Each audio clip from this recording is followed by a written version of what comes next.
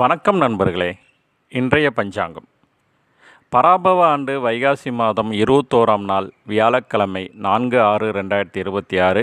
இன்றைய நட்சத்திரம் உத்திராட நட்சத்திரம். இன்று பின்னிரவு 2:09 வரைக்கும் இருக்குங்க. பின்னர் திருவோண நட்சத்திரம். இன்றைய தேய்பிரை திதி சதுர்த்தி திதி இன்று இரவு 9:46 வரைக்கும் இருக்குங்க. பின்னர் பஞ்சமி திதி. இன்றைய சந்திராஷ்டமம் திருவாதிரை நட்சத்திரக்காரங்களுக்கு.